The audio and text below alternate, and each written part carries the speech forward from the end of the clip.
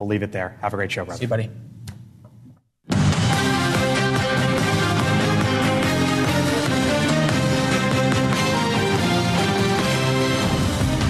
Tonight on the team, I'm sure she's going to be on our team in some form. Nikki Haley is now top of the Veep stakes.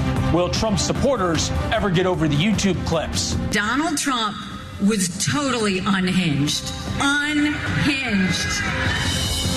No class. I want to question the premise of your question. No. I'm asking the questions. You're answering. Elite college presidents admit they won't stop pro-Hamas demonstrators. We find hope at state schools in the Midwest. You're just not that special. You might think that you're dazzling. You might think you're a dope. Either way, you're not that special. And MAGA meet Dutch. Mr. Gorbachev, tear down this wall. 20 years after his death, would Ronald Reagan recognize today's Republican Party? And would he even be welcomed in it?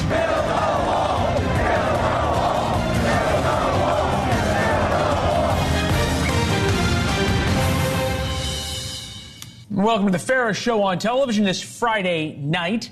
Former UN Ambassador Nikki Haley made precisely no one happy with Wednesday's half-pregnant endorsement of former President Donald Trump. Half-pregnant is, of course, not really a thing. But she has begun the humiliating walk that every Republican who's challenged Donald Trump eventually goes down.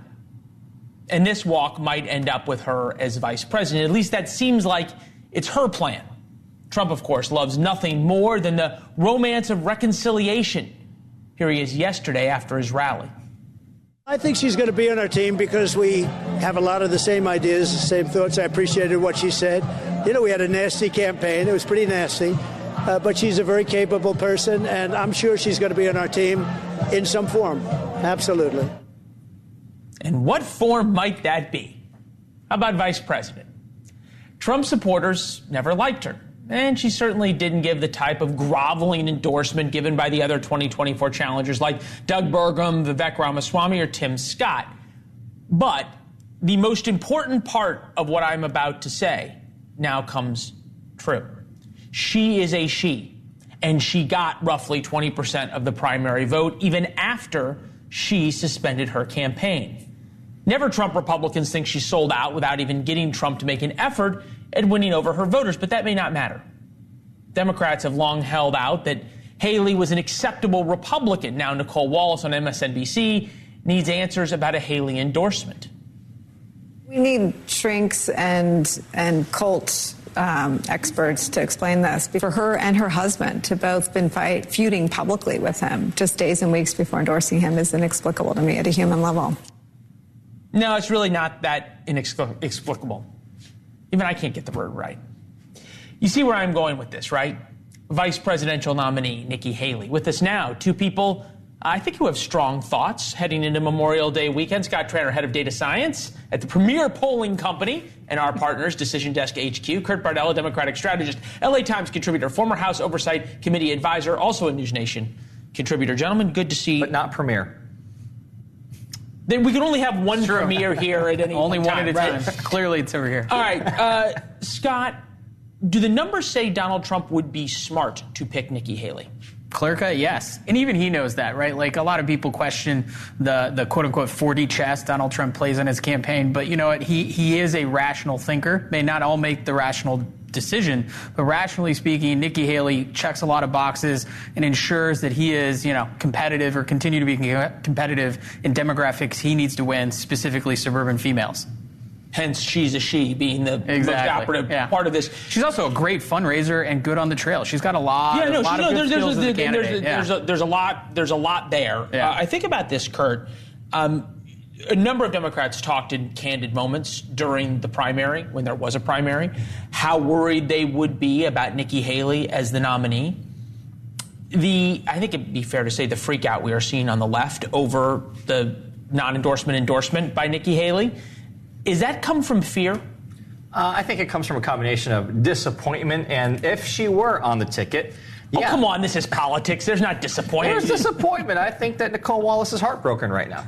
But I really do think that when you look at the numbers, when you look at the fact that so many disaffected Republicans, Nikki Haley voters said that they would not vote for Trump under any scenario. Getting those people back into the fold, I think, is essential in an election where getting your side to turn out is going to be the difference between winning and losing. When so many people already know how they're going to vote. Everyone knows who Joe Biden, Donald Trump is. There is not a lot of new ground to have here. There aren't a lot of independents. There aren't a lot of people who don't know how they're going to vote. Getting your side to show up is the most important thing. Nikki Haley coming into the fold is going to be the biggest opportunity Trump has to make sure that everyone in the Republican Party shows up and votes for him. All right, and so many have made, Scott, a big deal of the 20% that Nikki Haley pulled away from Donald Trump. Over the past few Democratic primaries, because there were, we saw somewhere between 15 and 20% get peeled away from Joe Biden by literally nobody. So you can't beat somebody with nobody, but nobody was doing pretty well. How important is it for the Republicans to deny Joe Biden the ability to get that 20% of Nikki Haley voters? Normally, I'd say it's not that big of a deal, but this election's looking like it's going to be decided by tens of thousands of votes in 3 or 4 states, so every little bit happens. To your point, the 20% that Nikki Haley shaved off is not necessarily out of the norm, and polling shows that 20%, Donald Trump certainly wasn't their first choice, but they don't like Joe Biden either, and so they may decide not to show up, or if they do show up, they're voting for Donald Trump. And so to your point, it's a motivation thing, especially when this could be decided by 10 to 20,000 votes in a state like Pennsylvania or Wisconsin. See, he agreed with me. Yeah. It's Friday. Happened. It's Friday. It's Friday ahead of a holiday weekend. Every once in a while, you make a premier point. Oh, wow. I'm curious because there is this discussion about whether or not there's any effort by Donald Trump to go after Nikki Haley voters. You seem to have Democrats, both Joe Biden, where he is turning up the snark meter on Donald Trump and taking away the I'm not a mean tweeter argument. And then you've got Kathy Hochul, Democratic governor of New York, seeming to double down or triple down on deplorables. Take a listen. For Donald Trump to be the ringleader of and invite all his clowns to a place like the Bronx, New York will never, ever support Donald Trump for president. As he was rallying in the Bronx, if Democrats want to be the adults in the room, is the name calling smart? I think that, again, we're talking about how important it is to motivate your side. The left wants that version of Joe Biden. They want dark Brandon and all of the, Joe Biden with the aviators on. They want some of that snark. They want to see their guy get into the ring and throw some punches. They get very upset when they feel like he's not being aggressive enough, that he's not kind of fighting fire with fire. And so if you want to get that base motivated, because they really aren't right now, let's be honest about that, showing that side of him, I think, is going to be essential for Biden. All right, so we just got this ruling Friday before Memorial Day, Scott, that a lot of the Hunter Biden evidence, the laptop, his emails, all the pictures of him engaged in unsavory activity are going to be part of his trial in June. You're also going to have the end of the Trump trial. Is any of those things making a difference in the polls as they're coming out? No. I mean, look, it's basically my job to follow this stuff. I don't want to follow it anymore. And I think that is basically what polling shows the average American is. They know something's going on. They probably think something bad happened. But after that, they don't care. It is going to, as Court pointed out, he's right twice today, it is going to rile up both sides' base in terms of the Republicans saying, hey, we got to go after this. I'm going to see if you guys are going to agree with me when I end this segment by saying the thing that's going to rile people up the most, and they're going to be talking about the most this weekend, is the cost of everything that they're grilling. Yeah. Oh, God, yeah. Grilling, babysitting, all of it. Gas prices. There you go. Gentlemen, good to see both of you. Thank you. Congress thinks colleges have a problem. They do. Parents think colleges have a problem. They do. Employers think colleges have a problem. But colleges, they don't think they need to change a thing. Isn't it true that a Jewish Northwestern student was assaulted? So I want to question the premise of your question. No. I'm asking the questions. You're answering. And the pride of Eureka College, Ronald Reagan, is the subject of a new movie and a new NewsNation documentary 20 years after his death. Would the Gipper even be welcome in today's Republican Party? There's a fellow that was on his way to a mountain resort, and the policeman stopped him and said, "Did you know that you're driving without taillights?" And the driver hopped out of the car. He was so badly shaken that the officer took pity on him and said, "Well, now, wait a minute, calm down. It's not that serious an infraction." The fellow said, "It may not mean much to you, but to me it means I've lost my trailer, a wife, and 4 kids." 2 college protests up on your screen. Aside from the images on the right being a bit more grainy and in black and white, they are eerily similar. On the left is a Gaza Solidarity encampment that the kids at UCLA just rebuilt. On the right, protests at UC Berkeley in '68, students against the Vietnam War when they took over the campus. Now they're storming schools in the name of Palestine, 56 years apart, and they're doing the same thing. Colleges won't change. And in this case, if you follow the money, you'll find why. Research linking donations from Middle Eastern countries to top colleges and universities. It found the larger the donation, shockingly, the bigger or the more frequent the attacks on Jewish students on campus. Congress is learning that they can't solve it. Isn't it true that a Jewish Northwestern student was assaulted? So I want to question the premise of your question. No. I'm asking the questions. You're answering. There are allegations that a Jewish student was assaulted. We are investigating those allegations. So when are the investigations going to be finalized? I'm not going to be able to tell you that. They'll be finalized when the Conduct Office and the Title VI Office, which are well on this issue. This is why you've earned an F.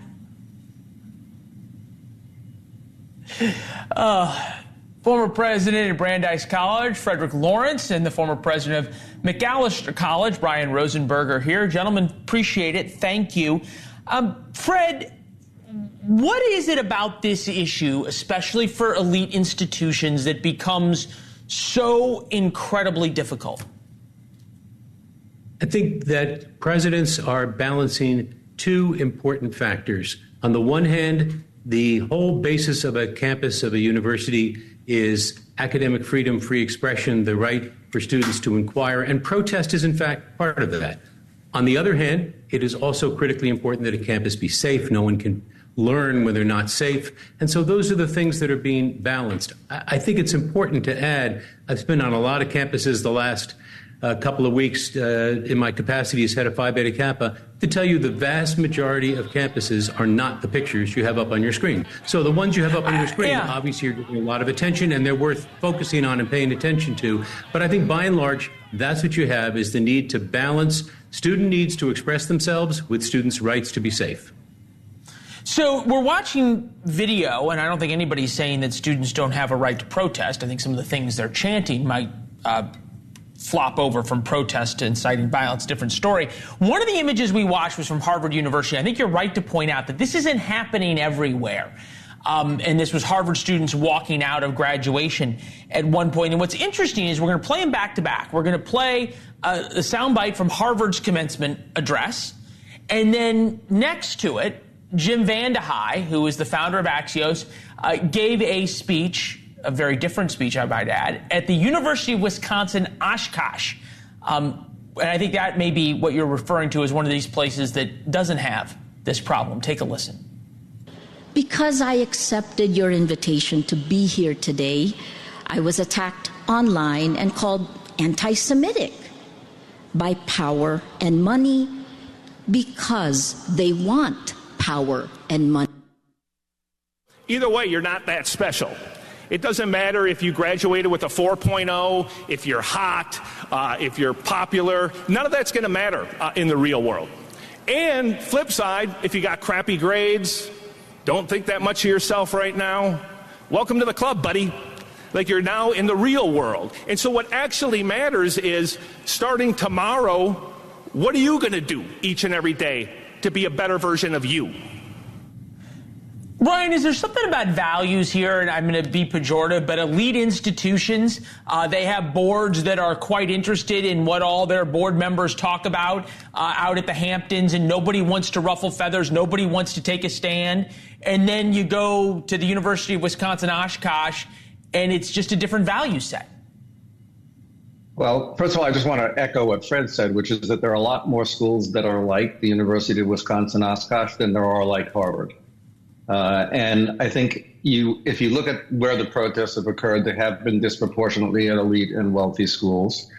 And I do think those schools are more likely to be affected by worries about donors, about reputation, than schools that are just more worried about having enough students to fill their seats and having enough money to balance their budget.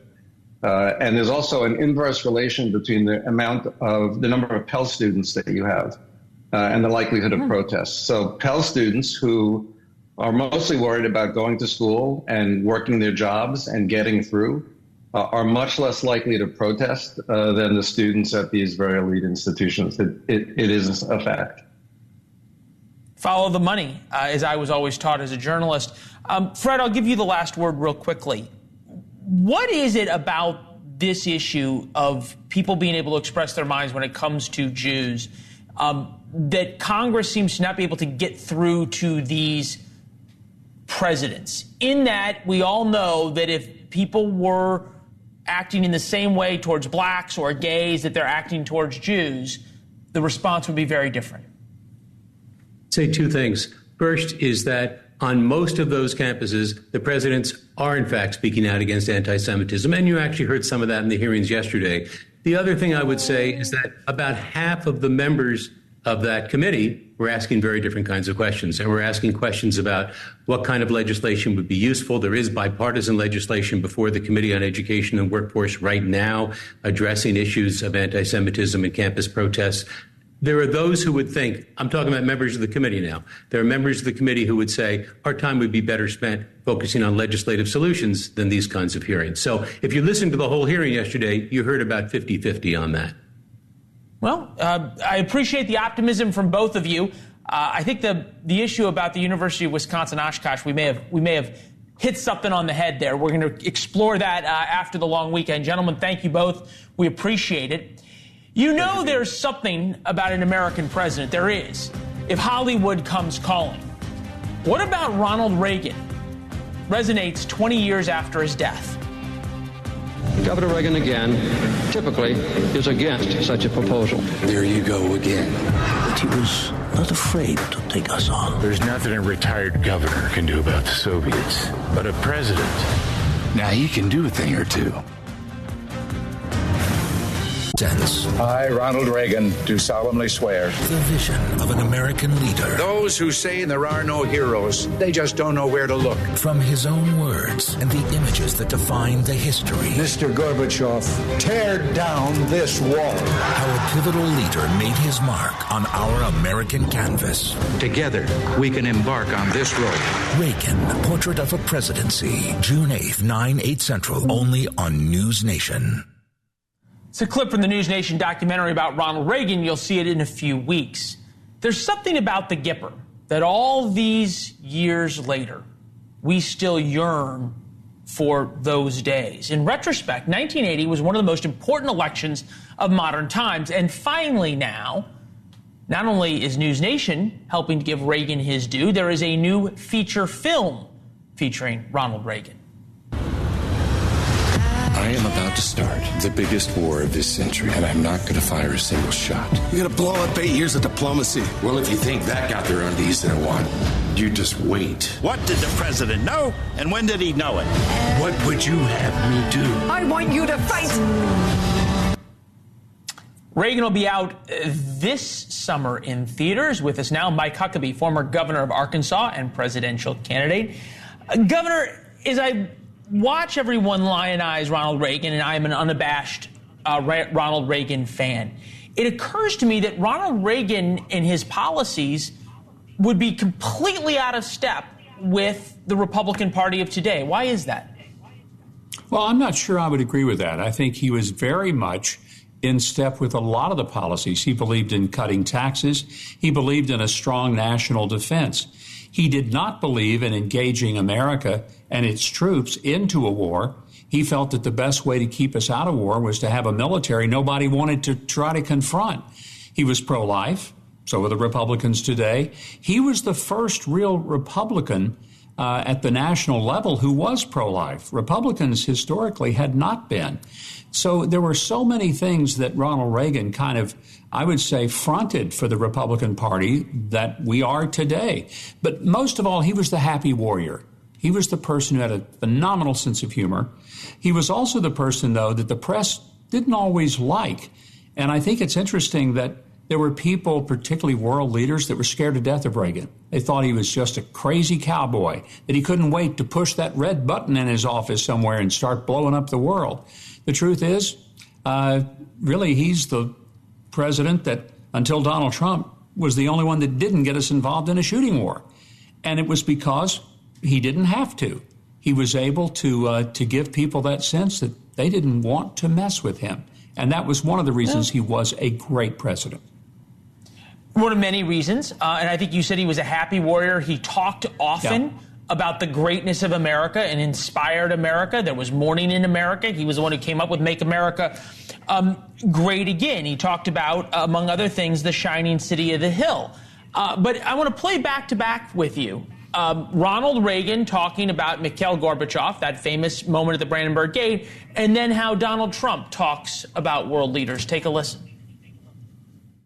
Mr. Gorbachev, open this gate.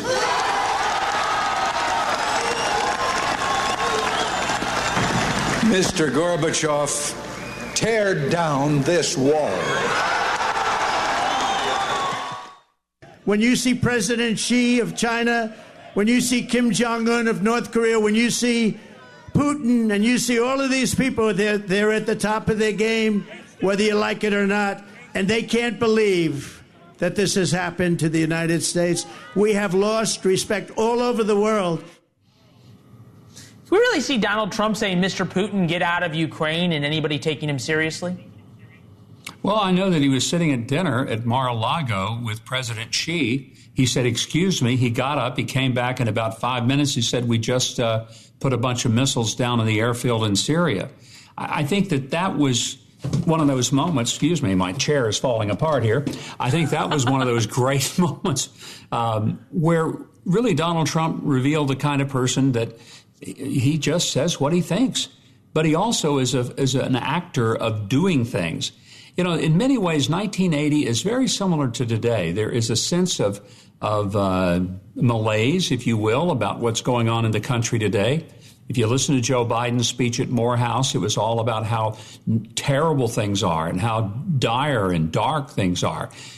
Donald Trump's message last night in the Bronx was really Reagan-esque. It was, I think, his best speech. He didn't go into a lot of grievances, but he talked about what a great country America is, whether you're black or brown or whoever you are, that it's a great country with great opportunity, and that the government needs to really just get out of the way and let people prosper. So in many ways, I understand the idea of sort of comparing them.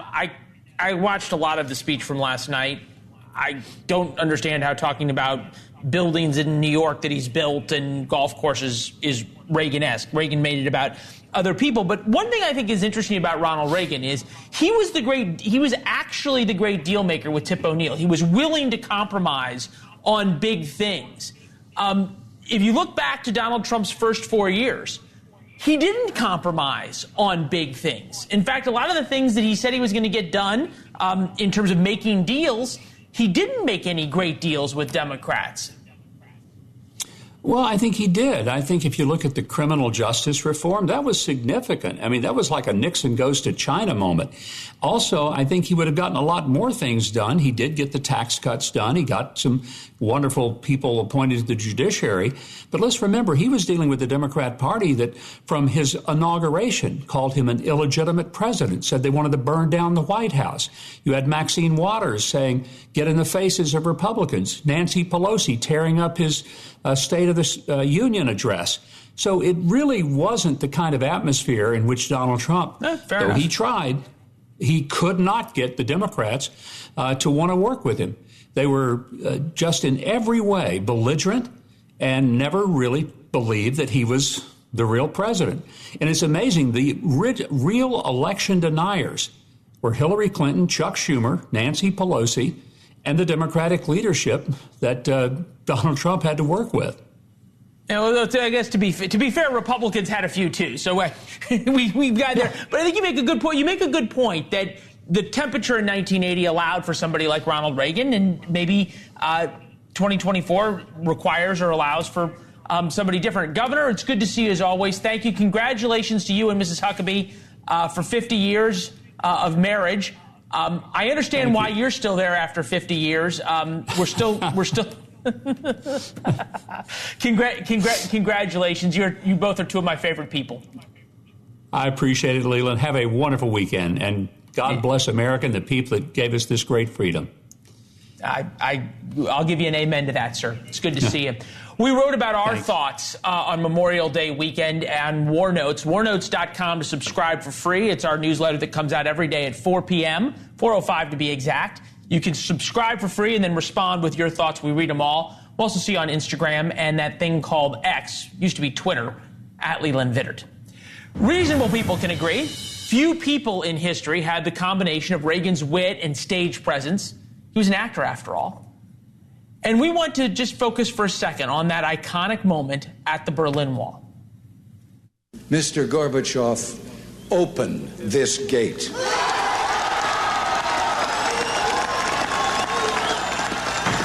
Mr. Gorbachev, tear down this wall. Okay, next. Do I ask the next question as well? Let me ask, are you abdicated from Kenya? Scott Rouse trains law enforcement, military interrogation tactics, and body language analysis. He is with us now. I want to start just with Ronald Reagan in that moment.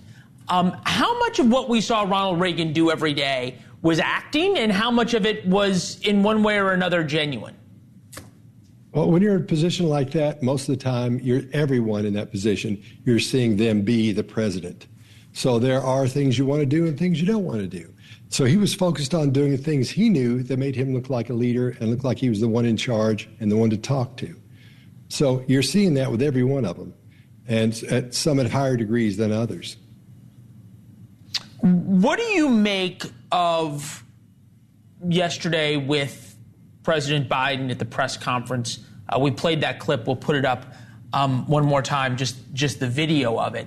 Does the body language tell us he was just sort of confused because he didn't know what was happening, and it's happened to me, or that there's something else going on? I think it's obvious, to me anyway. We're looking at someone that has a neurological decline. So that, as popular as that may not be, I got to call them like I see them. When somebody's looking like that, they're sounding like that, they've got that stare, they're really not sure what's going on, it shows me a person who's not the person in control, who's not the one in charge, who's not the one to talk to. He's not showing the body language of a leader. He's not showing the things we need to see to feel confident with someone, to at least act like they know what's happening or what's going on. All right. We'll let that stand as it is. Nikki Haley had this huge change, right? I was on the campaign trail with her, South Carolina. I was with her in New Hampshire. I was with her in Iowa when she was just pummeling Donald Trump. And then earlier this week, she comes out and says, well, I'm going to vote for Donald Trump anyway. Take a look at both of those moments, and we want to compare the body language. Okay. And Donald Trump was totally unhinged. Unhinged. I will be voting for Trump.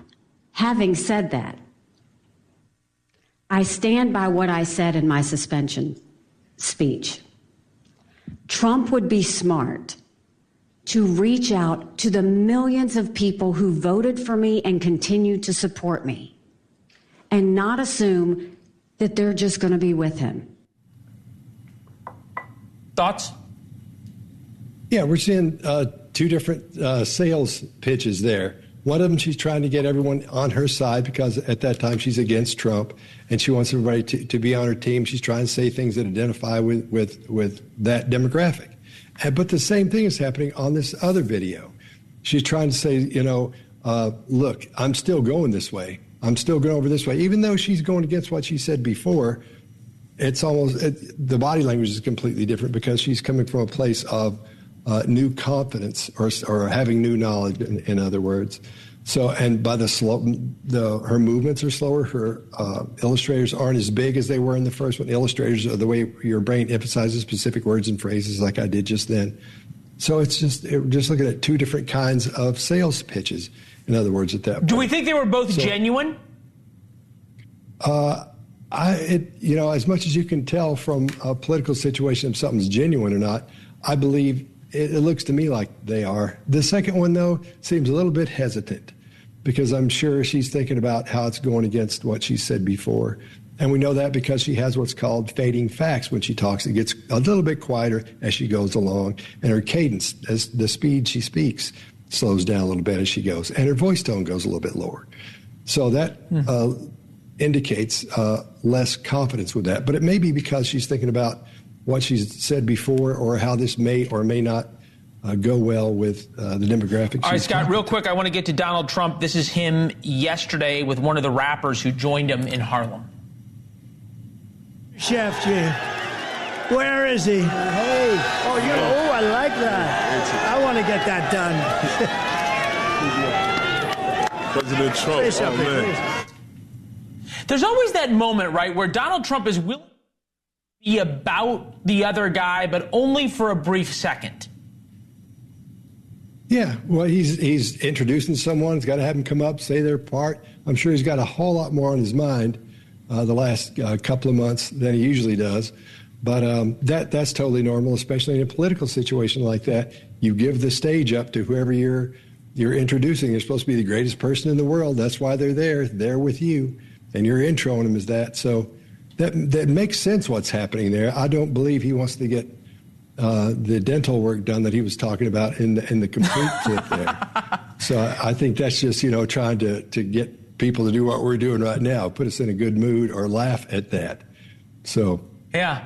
No, look, his comedic timing, his ability to understand a crowd, the showmanship is unlike any other, different than Ronald Reagan's, but unlike any other. Scott, it's always good to see you. Thank you. Thanks for having me. Yeah. June is Pride Month, just a few days away, but corporate America doesn't care nearly as much as they do. Remember Dylan Mulvaney? Well, Dylan Mulvaney taught beer companies and retailers in general to stick to business. Should we call it revenge of the normies? This month I celebrated my day 365 of womanhood, and Bud Light sent me possibly the best gift ever, a can with my face on it. Influencer to take a bath highlighting their beer. It did not go well for Bud Light.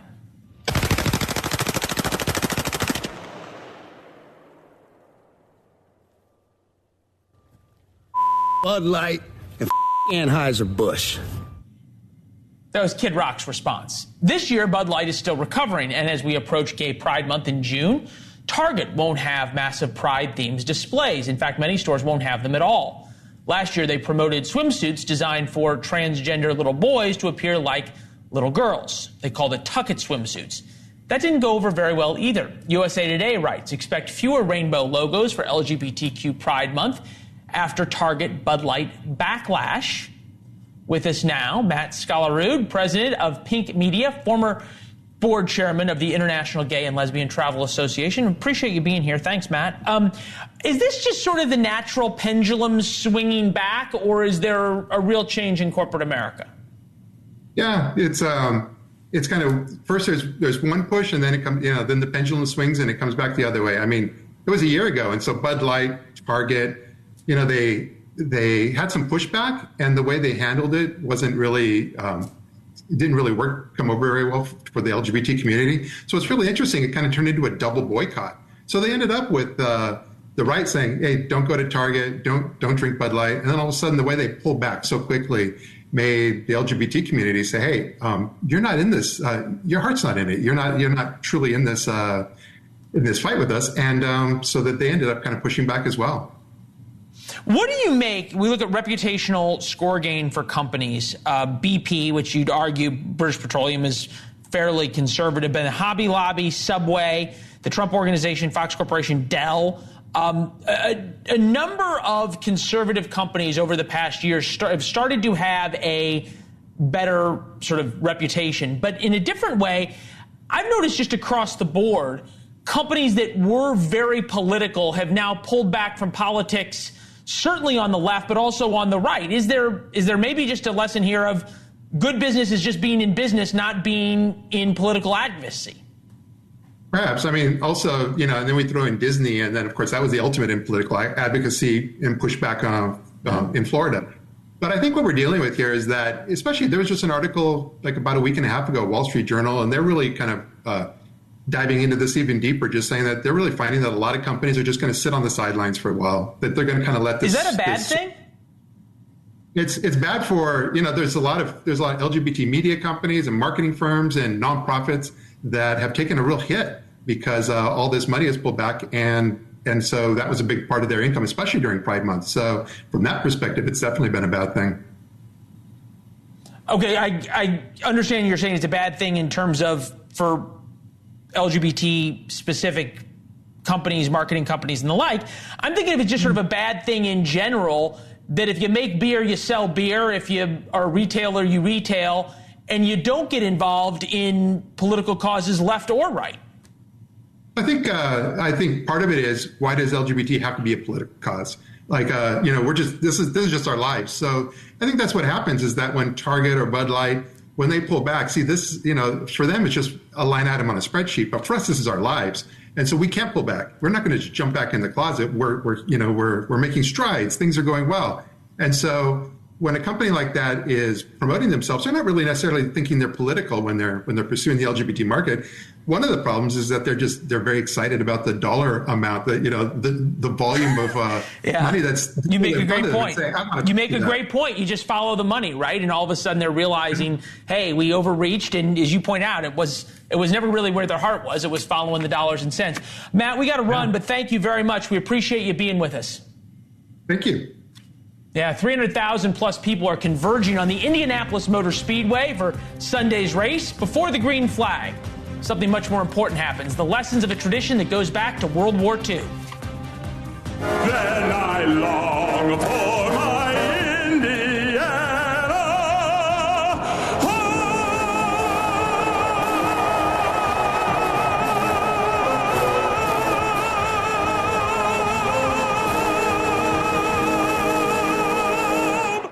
Patriotism is not only allowed again, it's celebrated. In Indiana, though, it never went out of favor, nor did they change the traditions of the Indianapolis 500. They call it the greatest spectacle in racing, and with good reason. The Indy 500 pre-race is sport's greatest spectacle of patriotism. Before the race, they celebrate America in a way unlike any other. They have performances of taps, God Bless America, the national anthem, and a 21-gun salute. Back in 2019, NBC took a minute and explained the unique part of the Midwest's tradition and love of country. For all the pomp and circumstance to come to an end and the green flag to drop for this 2019 Indy 500. One of the great Midwestern traditions is celebrating our country. Flags everywhere you go. All the neighborhoods around Indianapolis.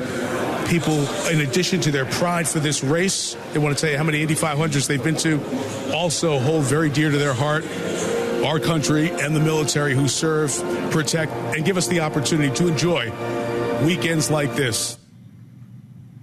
It's only fitting and proper that the president and others gather Monday at Arlington National Cemetery. The old guard put a flag next to each grave for the occasion. But Sunday's Indy 500 traditions came from honoring the dead of World War I and World War II. They've been doing many of the same things since 1911. Back then and through the wars, patriotism wasn't political. Of course, it's easy to look at America's college campuses these days and think those times are gone. But there is reason for hope. Maybe not at Harvard. But how about this commencement address at the University of Wisconsin-Oshkosh by alumnus Jim Vandehei, co-founder of Axios. This is an amazing place, and it's full of possibility, it's full of ambition, it's full of freedoms, and others envy it. Why do you think people are trying to storm across our southern border? People yearn to be in this country. And don't take that for granted. Don't let the haters sap your faith. Man, I'm living proof that you can do anything thanks to the freedoms of democracy and the animal spirits of capitalism. Unsurprisingly, Vandehei comes from Wisconsin, and not the urban part. There's something Midwestern about the humility of giving thanks to God and country, that it isn't all about you. Before the Indy 500, they will sing Back Home Again in Indiana. In 1946, the song took on special meaning when famed singer James Melton belted out the words. From the fields I used to roam, when I dream about the moonlight on the Wabash, then I long for my Indiana home.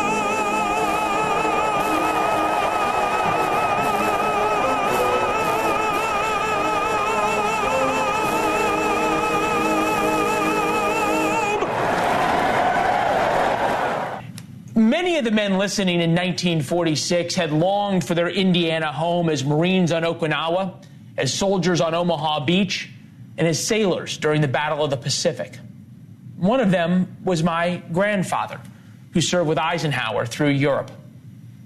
Pop, as we called him, Henry Holt Jr., spoke so lovingly, reverently, of the Sunday in May before Memorial Day, of the traditions, of the race, and of Indiana.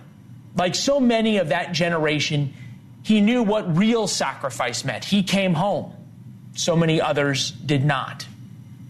Many holidays mean many things. Memorial Day means one thing. And this Sunday in Indiana, they will honor it again, as they have for now more than a century. At noon on Memorial Day, flags are officially raised from half-staff to full. I was once told by a Gold Star parent their fallen son would want everyone to take part in the morning. Just take a few minutes and remember, and then go have a great time celebrating the freedoms he died for.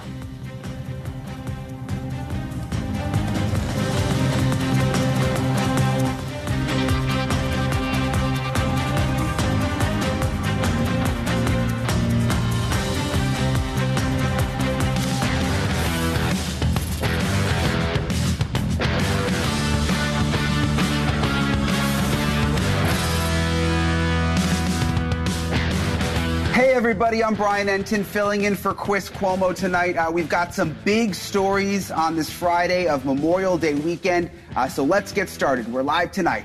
Sean Diddy Combs has just been accused by yet another woman of drugging and sexually assaulting her. She is now the sixth